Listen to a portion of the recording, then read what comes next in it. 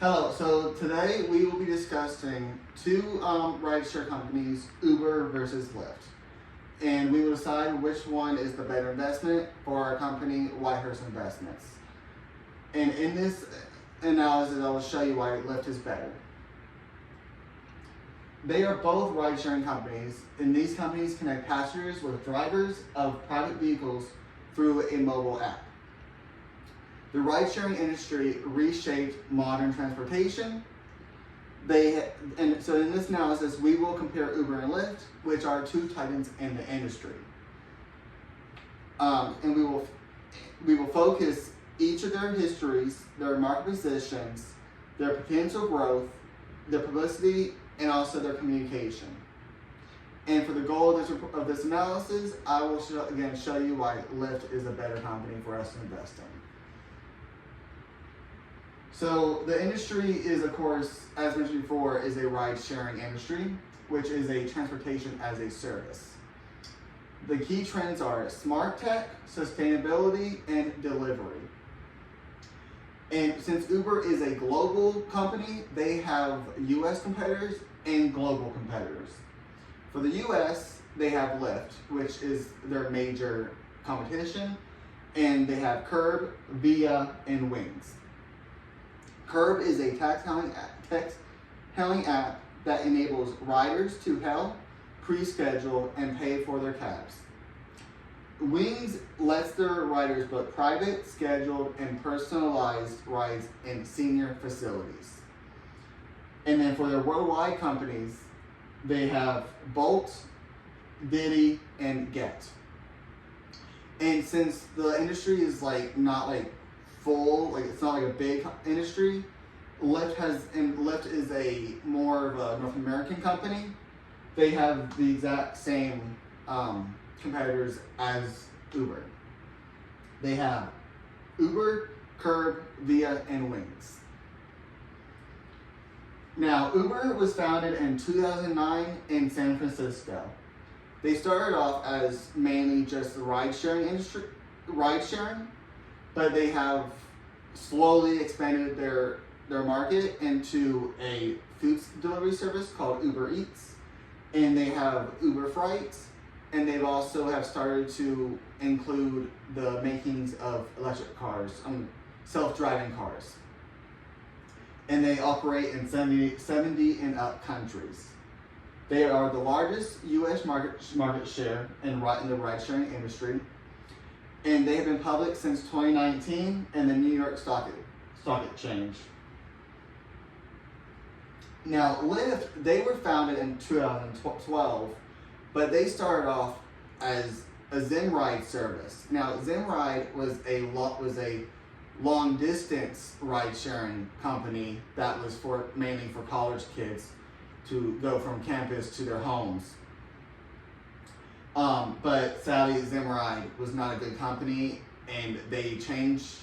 So Zimride left all that, and they went strictly to Lyft, which is a short distance ride sharing service. And unlike Uber, Lyft has stayed in the ride sharing space, but they do also include bike and scooter rentals, and they have transit partnerships.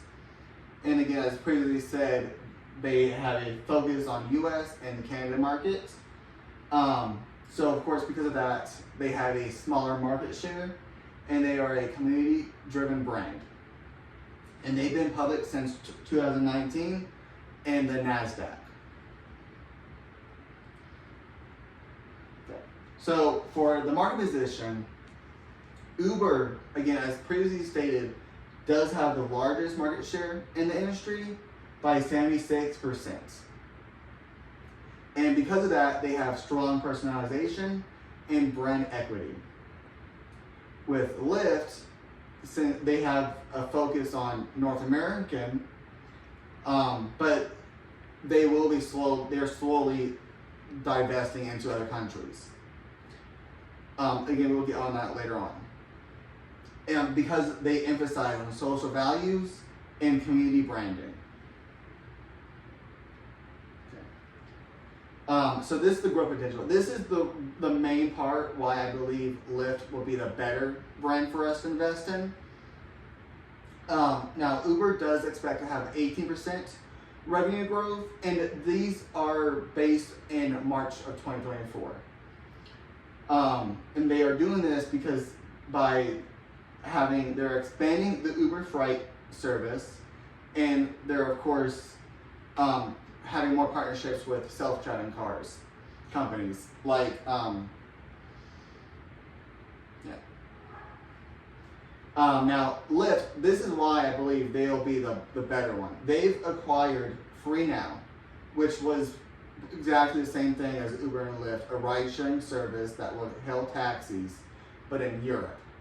So doing this acquisition, it gives Lyft the expansion into 9 countries, which will actually double their market share, which is a lot more than 18%. Now with Lyft, they also have new features like the Lyft Silver. Lyft Silver is a feature mainly for the older adults, so they can actually be able to call Lyft and they can say, hey, I need a ride, and Lyft will give them that. And they can also share the information to a person that they trust. And they also have Price Lock, which will pretty much it would take out surge pricing. Like a person can save themselves from that in the future. Of course, with most companies, they have good publicity and bad publicity.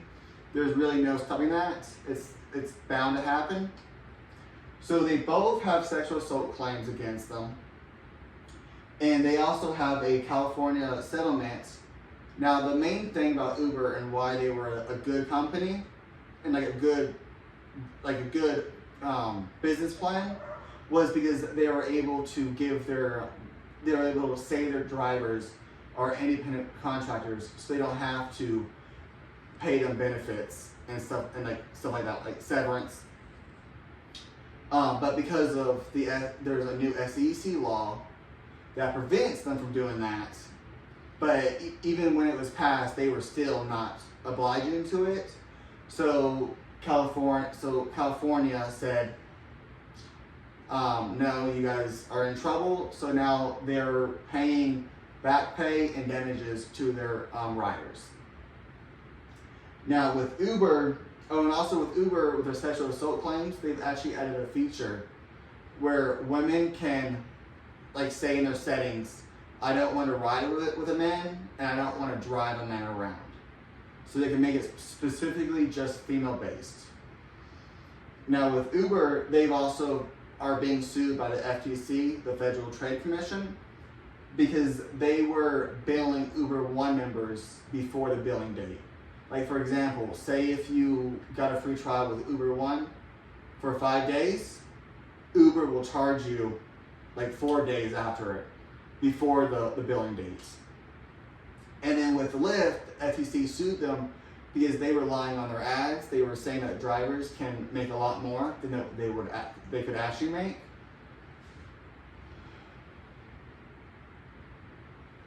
Now with communication strategy, Uber and Lyft pretty much use the exact same thing with their social media campaigns. Now, Uber uses these things called contextual bandits for push notifications to help personalize them and attract attract people in. And with Lyft, they use real people in their ads to really fulfill that community-based business, and they actively engage in the community. So yes, Uber is a larger scale, more diversified company, but Lyft is focused, they are value driven, and they are expanding into Europe. And of course, both of these companies face similar challenges and competition. But Lyft offers higher growth and potential innovation.